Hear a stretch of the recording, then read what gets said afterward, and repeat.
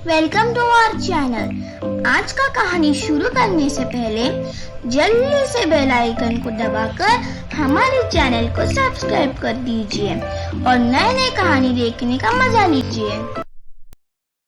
ऐसे ही दिन वो दिन आकाश और अंजलि का प्यार गहरा होता जा रहा था। एक दिन अंजलि सुबह एक्सरसाइज करने की बहाने छत पर आती है। तब आकाश उसके रूम की बालकनी में आता है और दोनों एक दूसरे को देखकर इशारों में बात करने लगते हैं। तब अचानक से अंजलि की भाई विकी किसी काम से छत पर आता है।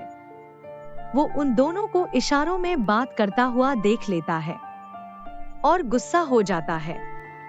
वो अंजलि को कहता है, अंजलि, यहाँ क्या कर रही हो? अंजलि अपनी भाई को देखकर चौंक जाती है। जी भैया, मैं यहाँ एक्सरसाइज करने आई थी। आपको तो पता है ना, मैं रोज सुबह छत पर एक्सरसाइज करती हूँ। अगर एक्सरसाइज कर रही थी तो अभी किसको देखकर इतना मुस्कुरा रही थी? मैं सब समझता हूँ। कल से तुम अपने रूम में ही एक्सरसाइज कर लेना। छत पर एक्सरसाइज करने की तुम्हें कोई जरूरत नहीं है, समझी तुम? जी भैया। अब चलो यहाँ से। उसके बाद दोनों भाई बहन छत से नीचे आते हैं।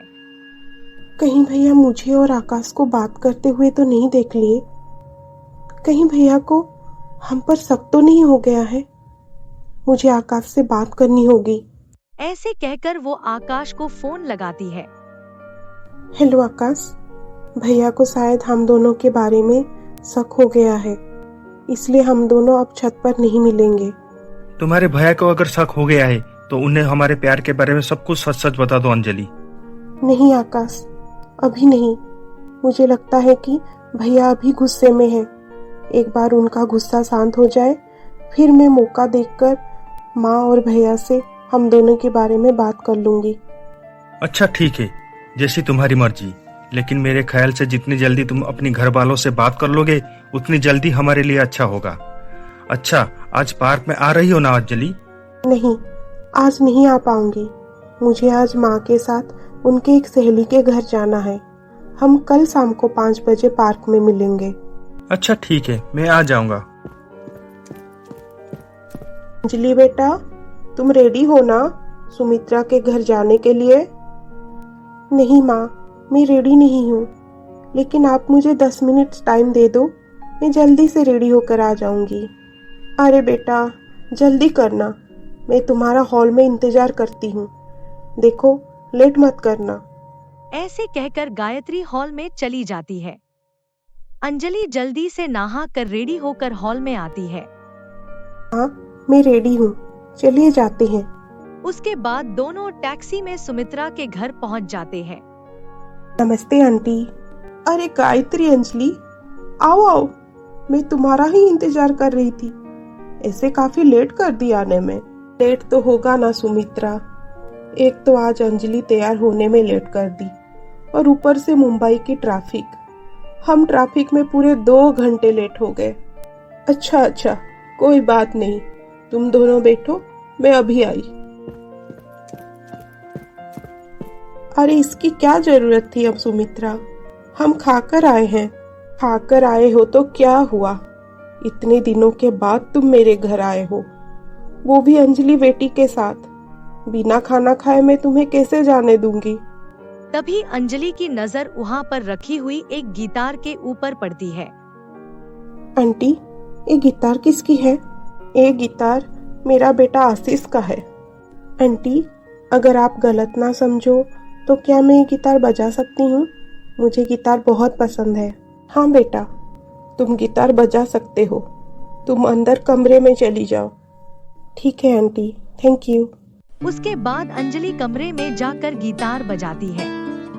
तभी आशीष घर पर पहुंचता है। नमस्ते आंटी। माँ, मेरा गिटार कौन बजा रहा है? बेटा, अंजलि आई हुई है, वो बजा रही है। उसके बाद आशीष उस कमरे में जाता है जहां अंजलि गिटार बजा रही थी। गिटार की आवाज सुनकर आशीष चुपचाप वहां पर खड़ा रहा। तभी अंजलि की नजर आशीष के ऊपर पड़ती है। वो आशीष को देखकर गिटार बजाना बंद कर देती है। अरे तुमने गिटार बजाना क्यों बंद कर दिया? बहुत अच्छा बजा रही थी। ऐसे में आशीष हूँ, ये मेरा घर है। ओह अच्छा, मैं अंजलि। मुझे गिटार बहुत पसंद है।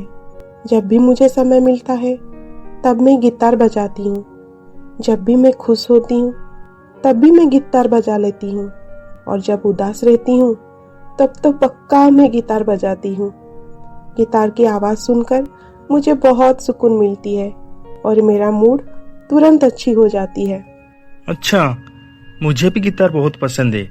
मुझे जब भी समय मिलता है मैं बच्चों को गिटार सिखाता हूँ। उसके बाद दोनों बातचीत करते हैं और आशीष अंजलि को गिटार बजाकर सुनाता है। ये सब देखकर सुमित्रा सोचती है, कितनी अच्छी लड़की है अंजलि। अगर आशीष और अंजलि की शादी हो जाए तो कितना अच्छा होगा। मुझे अभी गायत्री से बात करनी होगी। गायत्री, मुझे तुमसे कुछ बात करनी है। हाँ बोलो ना, क्या बात है? गायत्री, अगर तुम ठीक समझो तो मैं अंजलि को मेरी घर की बहू बनाना चाहती हूँ। मुझे अंजलि बहुत पसंद है। अगर तुम हाँ कहोगी तो क्या हम आशीष और अंजलि की शादी करवा सकते हैं? अरे तुमने तो मेरे दिल की बात कह दी। मैं खुद ही चाहती हूँ कि अंजलि तेरे घर बहू बनकर आए। मुझे भी आशीष बहुत पसंद है। अंजलि की बहुत बड़ी भाग्य होगी जो तेरी जैसी सास उसे मिलेगी। अंजलि तेरी घर बहू बनकर आएगी तो मुझे उसकी कोई चिंता नहीं होगी। ये तो तेरी बड़ापन है गायत्री, जो तू मेरी इतनी तारीफ कर रही है। एक बार तू अंजलि से पूछ ले और मैं आशीष से पूछ लेती हूँ। अगर उन दोनों की हाँ होगी तो हम इस रिश्ते को आगे बढ़ाएंगे। हाँ, तू सही बोल रही है। मैं अंजलि और विक्की को पूछ लेती हूँ। उसके बाद तुम्हें फोन करके बता दूंगी। उसके बाद अंजलि और गायत्री घर लौट आते हैं। क्या बात है माँ, आप आज बहुत खुश नजर आ रहे हो। हाँ बेटा, खुशी की तो बात है, लेकिन उसमें तुम्हारी और अंजलि की राय चाहिए। कैसी राय माँ, बताइए। विक्की, तू तो जानता है आज मैं अंजलि के साथ सुमित्रा के घर गई थी। वहां पर मैं सुमित्रा के बेटे आशीष को देखा। आशीष बहुत अच्छा लड़का है। वो एक सॉफ्टवेयर इंजीनियर है और साथ में बच्चों को गिटार भी सिखाता है। विक्की बेटा, मैं और सुमित्रा चाहते हैं कि अंजलि और आशीष की शादी हो जाए, इसलिए पहले मैं तुम्हारा राय लेना चाहती थी। और अगर तुम्हारा हाँ हो तो मैं अंजलि से भी बात कर लूंगी। माँ, मेरे राय लेने की क्या जरूरत है? आपने आशीष को देखा है। अगर आपको आशीष सही लगा तो मेरा भी इस रिश्ते के लिए हाँ है। आप इस बारे में अंजलि से बात कर लेना। ठीक उसी समय सुमित्रा की फोन गायत्री की मोबाइल पर आती है। हेलो गायत्री, एक खुश खबर है। आशीष ने शादी के लिए हाँ कर दिया है। ये बात बताने के लिए मैंने तुम्हें कॉल किया था।